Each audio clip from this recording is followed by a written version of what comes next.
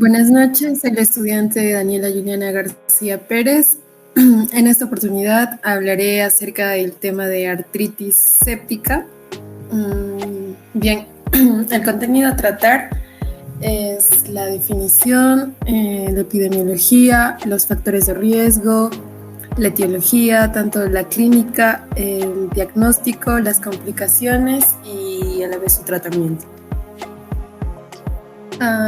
Bien, para hablar sobre la definición de la artritis séptica, tenemos que saber que es una patología infecciosa y esta se considera producida por la colonización de un microorganismo. Hablamos en general de un microorganismo porque dentro de la etiología vamos a ver que puede ser un agente bacteriano, puede ser un agente viral, un agente fúngico.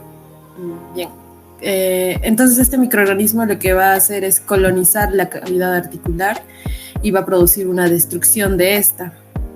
Entonces la función articular normal que se tenía va a quedar deteriorada y esto a su vez aumenta lo que es la morbimortalidad y por ello es que se considera una emergencia ortopédica. Bien, dentro de la epidemiología de esta se considera que tiene una incidencia anual de 2 a 10 casos por 100.000 habitantes.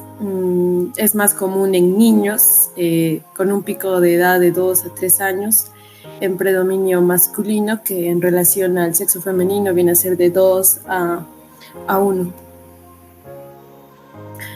Bien, los factores de riesgo que tenemos para esta patología es una edad avanzada, justamente por ya el deterioro de la cavidad articular en sí misma por la edad, la diabetes como un factor de inmunosupresión, asimismo el alcoholismo, la corticoterapia, pacientes con artritis reumatoide, usuarios de drogas intravenosas justamente por la colonización de microorganismos que esta actividad implica, la osteoartrosis, las prótesis también e incluso la cirrosis.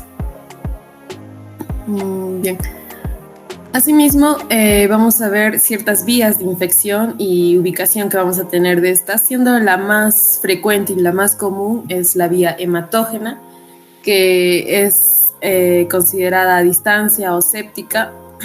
Vamos a tener también la que es por diseminación directa, que viene a ser la iatrogénica o por causa de trauma. Asimismo, la vía contigua en casos de bursitis o osteomielitis. Bien, vamos a tener también que la ubicación más frecuente, como podemos ver aquí en adultos, viene a ser lo que es la rodilla. Y la ubicación más frecuente en niños viene a ser lo que es la cadera en este caso. Y así vamos a tener de ahí del hombro, la muñeca, el tobillo, siendo las localizaciones más frecuentes de artritis séptica. Entonces, dentro de la etiología es diversa, ya sea dependiendo de las características del paciente, de la edad, de factores de inmunosupresión, entre otros. Vamos a tener que el más frecuente es el Staphylococcus aureus, que se consideraría en un paciente sano que haya tenido quizá algún trauma o que tenga una prótesis o ya tenga algunas articulaciones previas dañadas. También se habla sobre lo que es la artritis séptica por la Neisseria gonorrhoeae, que esta se considera en personas sexualmente activas, también en mujeres gestantes o que estén en periodo de menstruación. En cambio, en lo que son los bacilos gram negativos es más que nada en el ámbito hospitalario. Y con respecto a las micobacterias, ya se hablaría de un proceso crónico en inmunocomprometidos. Hongos al igual en inmunocomprometidos y bueno, brucelosis también entra dentro de la etiología, que podría ser una zoonosis más que nada.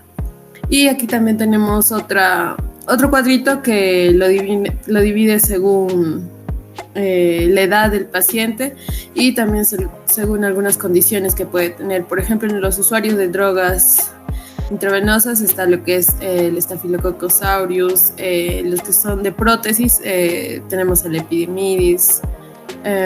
También podemos incluso ver que en la mayoría de casos es más frecuente el Staphylococcus aureus, tanto en lactantes menores de 1 año, en niños de 1 a 5 años y en todos ellos.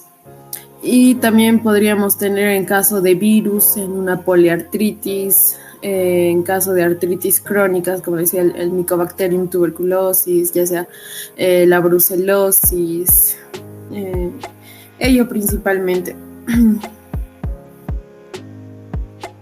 Y dentro de la clínica, muchas veces se divide dentro de una clínica de artritis no gonocócica y artritis gonocócica. La más frecuente es la artritis no gonocócica, que vamos a tener que el paciente va a venir con una posición antálgica, en la que va a haber cierto compromiso de la articulación, como vamos a tener los pilares de la inflamación, como va a haber dolor, va a haber rubor, edema, calor, incluso impotencia funcional, que es la pérdida de la función de la articulación. Y en esto es característico que en gram negativos, cuando se sospecha una etiología de gram negativos, esta vendría a ser la más indolente.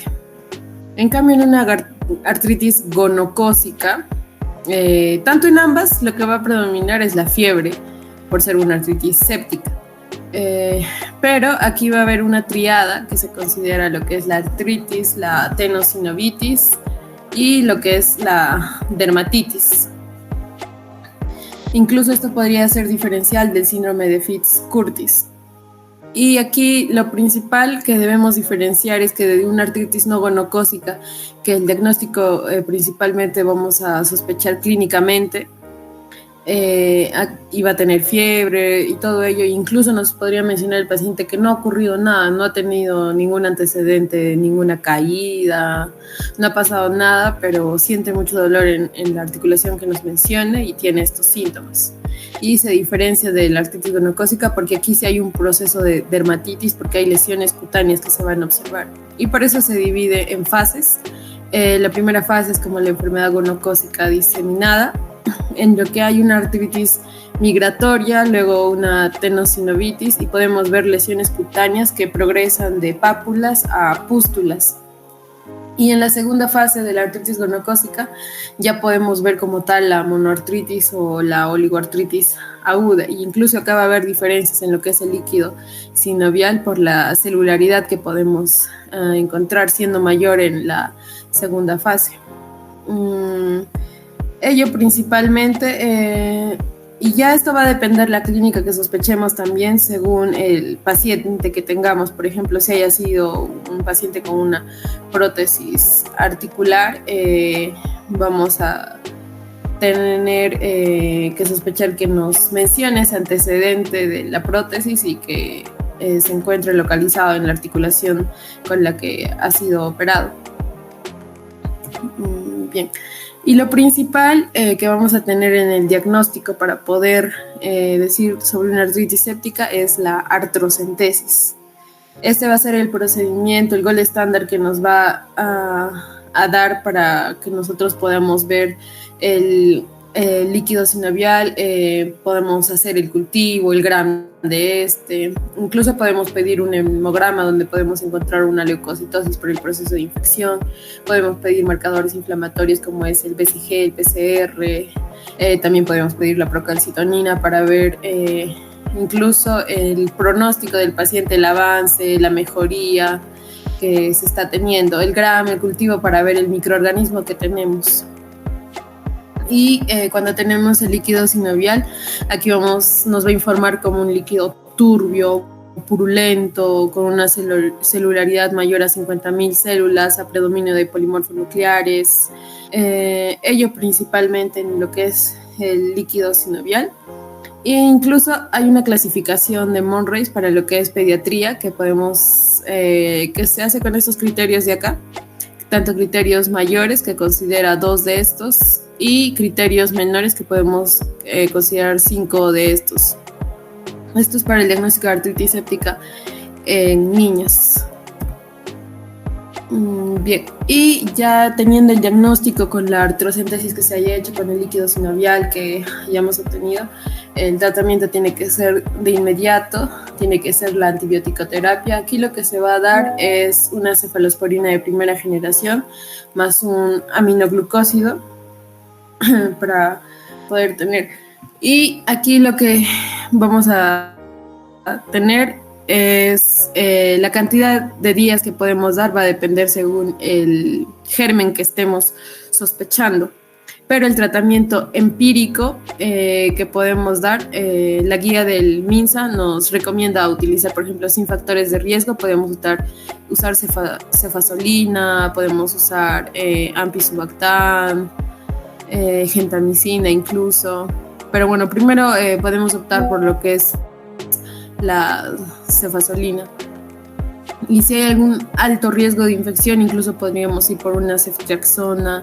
Y bien, ello va a depender de la etiología que nosotros estemos sospechando, porque si hablamos de una artritis séptica por una Neisseria gonorrhoeae, ya iniciamos con una ceftriaxona de 1 gramo cada 24 horas.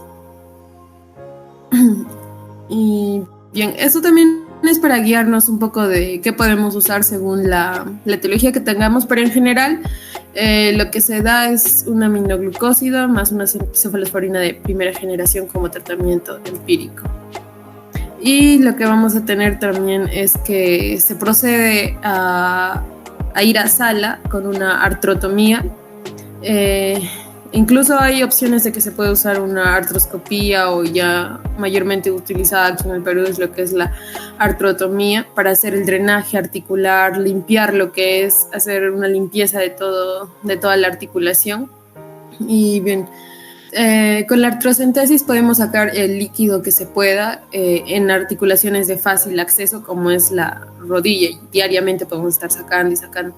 Pero lo que se considera un drenaje quirúrgico mayormente son en artritis sépticas de cadera, de hombro, cuando hay una mala respuesta clínica también al tratamiento, cuando estamos sacando los cultivos, o por ejemplo se está pidiendo lo que es el BCG-PCR, la procalcitonina, y no hay una mejoría en lo que es estos cultivos y estos marcadores, entonces podemos proceder a lo que es el drenaje quirúrgico. También cuando hay presencia de tabiques intraarticulares que no nos permiten hacer esta limpieza, este vaciado. Y en general, lo que nos debemos llevar de esto es que el tratamiento debe ser inmediato, porque como le mencioné al inicio, es una emergencia ortopédica, entonces se debe de iniciar de ya con la antibiótico-terapia y con el drenaje articular, ya sea por una artrotomía. Bien, ello sería todo. Gracias.